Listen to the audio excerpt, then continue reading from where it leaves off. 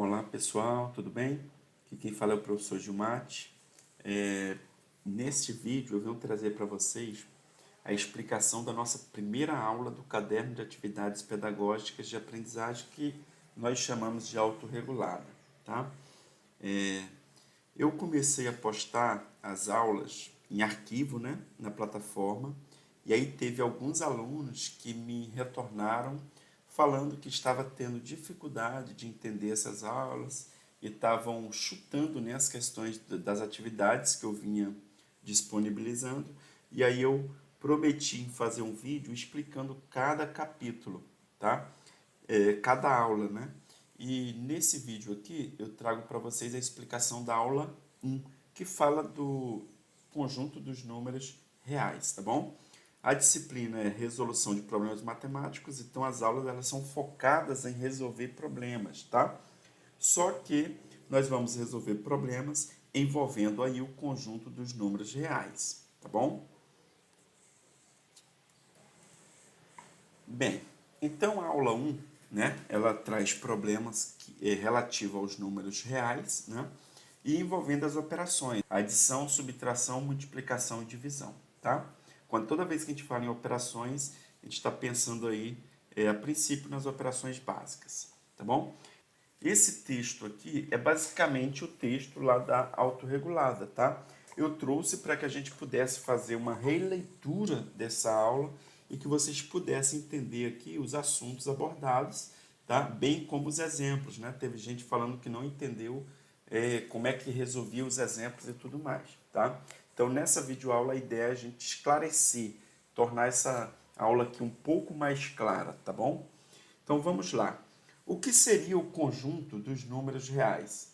Esses conjuntos vocês vêm estudando ao longo das séries anteriores. Então, se vocês observarem a figura aqui dada, nós temos aqui 1, 2, 3, 4 conjuntos, tá? Cada cor dessa aqui representa um conjunto e cada letra dessa aqui corresponde a um conjunto que vocês estudaram em determinado momento, tá bom?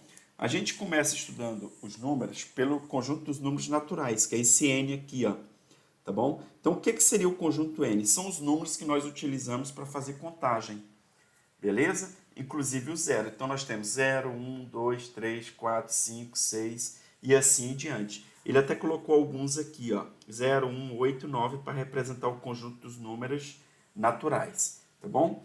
Depois que vocês estudam o conjunto dos números naturais, vocês começam a estudar o conjunto dos números inteiros, que é representado pela letra Z, tá?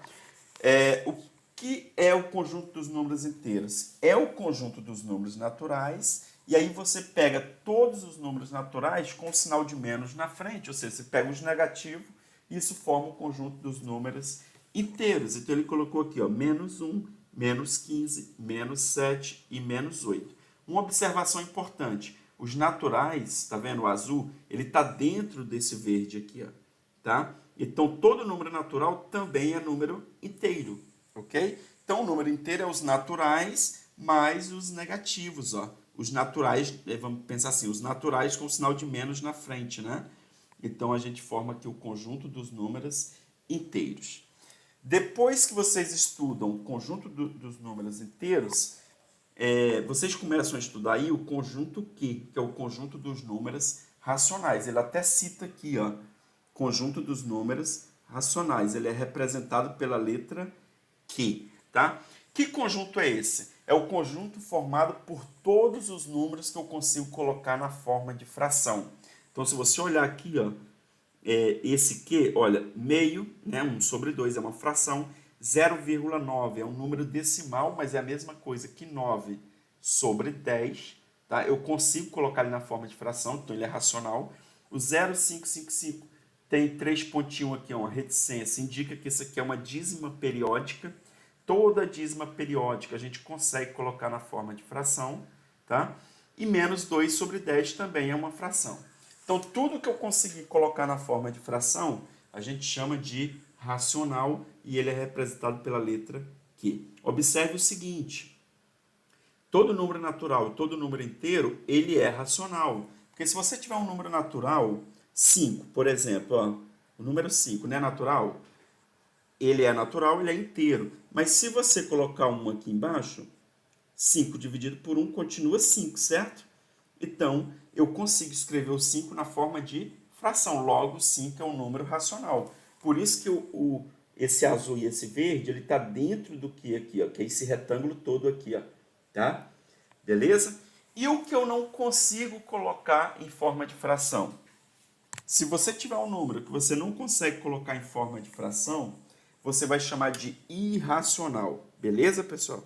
Então, o que é um número irracional? É aquele que eu não consigo colocar na forma de fração. Olha só, esse raiz de 2 aqui. Ó.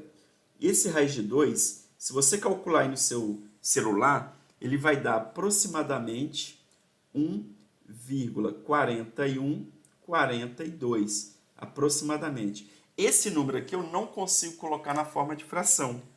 Beleza? Por isso que ele é chamado de irracional. Então, esse retângulo aqui em vermelho, ele é o conjunto dos números irracionais, representado pela letra I. Que número é esse aqui, pessoal? Ó, é o π. O π, ele é aproximadamente, tá? Se vocês olharem aí no celular de vocês ou pesquisarem, ele é aproximadamente 3,1415. Eu também não consigo colocar na forma de fração, tá bom? Então, por exemplo, toda raiz quadrada de um número que não permite obter a raiz quadrada exata é um número irracional. Ó. Tá vendo? Raiz de 5 não tem solução exata. Raiz de 7 não tem solução exata. Né? Raiz de 10 não tem solução exata. Então, esses números aqui, eles pertencem ao conjunto I, conjunto dos números irracionais. Agora, se você tiver raiz de 25 e raiz de 100, esses números aqui, eles têm solução exata. Ó. Raiz de 25 é 5, né? Porque 5 ao quadrado, 25. Raiz de 100 é 10, porque 10 ao quadrado é 100, ok? Então, esses números aqui pertencem ao conjunto Q. Por quê? Porque ao extrair a solução exata aqui, eles são naturais. Se eles são naturais, ele está dentro do Q. Eu consigo transformá-lo numa fração, ok? Então, esse capítulo, pessoal, ele traz uma breve discussão do que é o conjunto dos números reais, né? Que é a união de todo mundo aqui. Ó. O que é o conjunto dos números reais? É representado pela letra R, tá? Esse conjunto dos números reais aqui, ó. E ele é a união de todos esses conjuntos que foram apresentados aqui, que vocês vêm estudando ao longo das séries anteriores e a série atual, tá bom? Então, esse aqui é um resumo do que vem a ser o conjunto dos números reais. Beleza, pessoal. Então, agora nós temos aqui os dois exemplos, né, que aparecem nessa aula 1. E nós temos o seguinte aqui em cima. Ó. No conjunto dos números reais, que nós acabamos de ver ali, que é a união dos números naturais, inteiros, racionais e irracionais.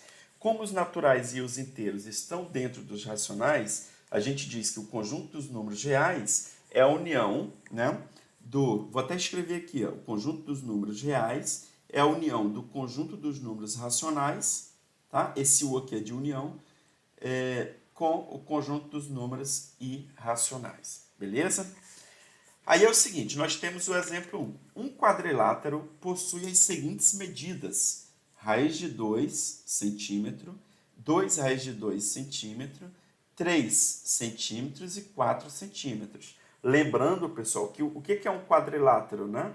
É um polígono que tem 4 lados. E essas aqui são as medidas desses lados, beleza? O que o problema está pedindo? Calcule o perímetro desse quadrilátero. Quando nós estudamos triângulo, nós vimos essa definição de perímetro, né? Que é a soma dos lados. Então, toda vez que pedirem para vocês o perímetro de um determinado polígono, o perímetro desse polígono vai ser a soma de todos os lados.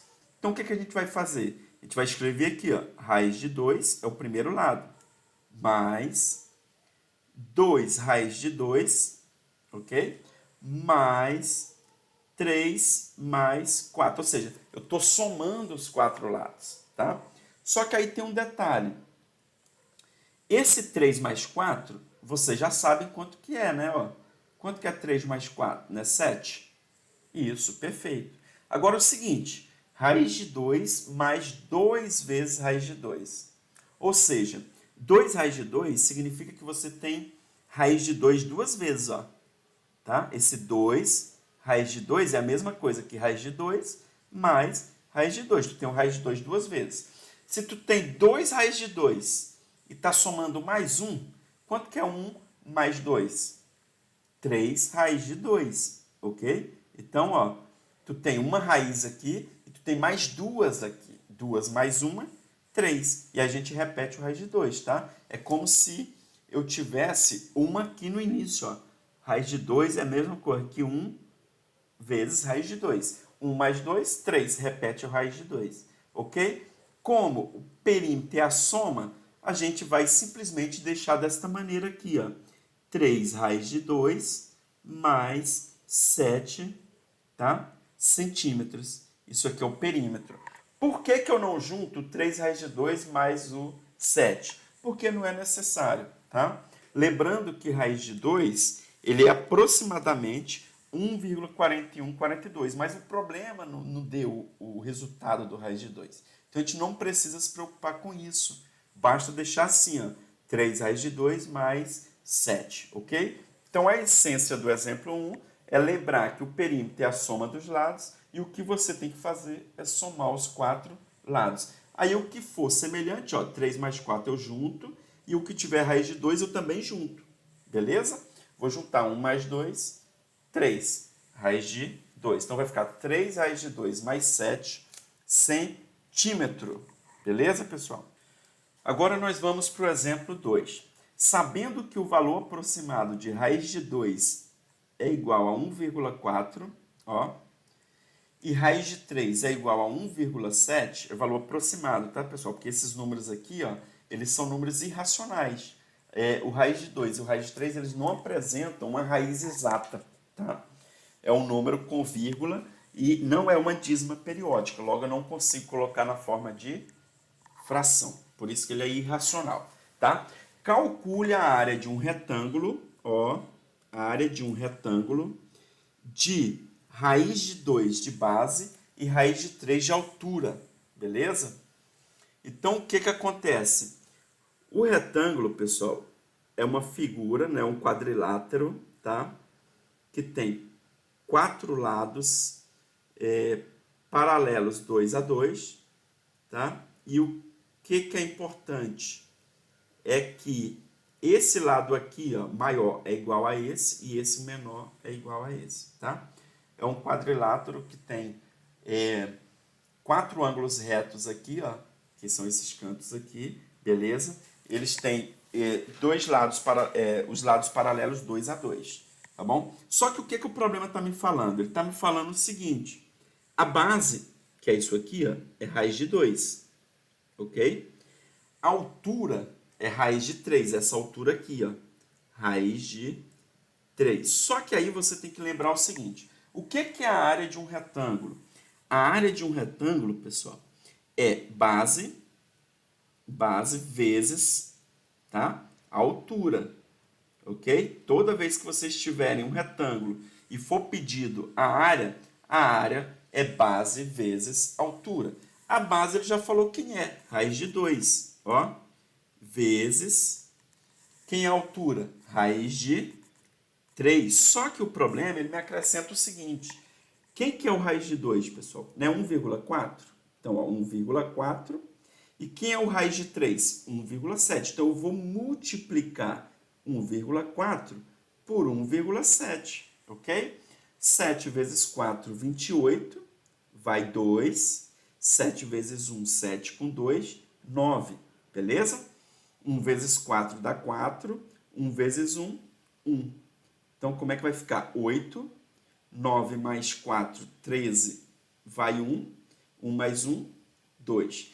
Só que esses números aqui são números decimais, ó, com vírgula. Então, o que a gente vai fazer? A gente vai contar quantos algarismos tem após a vírgula. Ó, tem o 4 aqui e o 7 aqui, são 2. Então, você vai colocar a vírgula aqui de tal maneira que tenha 2 algarismos depois da vírgula, tá? Então, quando você multiplicar raiz de 2 vezes raiz de 3, usando os valores aproximados aqui que foi dado no problema, a área vai ficar 2,38 centímetros ao quadrado, porque eu estou medindo a área, né? Quando você multiplica centímetro por centímetro, fica centímetro ao quadrado, é o centímetro duas vezes, ok? E assim a gente fecha o segundo exemplo e fecha a aula, né? E aí a aula apresenta para vocês lá uma atividade, que foi a atividade 1, que eu passei para vocês já na plataforma. Aí eu vou pedir para vocês que após vocês assistirem esse vídeo aqui, vocês voltem lá na atividade e tentam refazer lá os exercícios, verifiquem se vocês acertaram, tá? Se erraram e corrijam, tá? De acordo com a explicação que eu dei aqui, tá bom? Assim a gente fecha a aula 1. Em breve eu estarei aqui trazendo para vocês um segundo vídeo explicando a aula 2, tá bom, pessoal? Um forte abraço e até a próxima.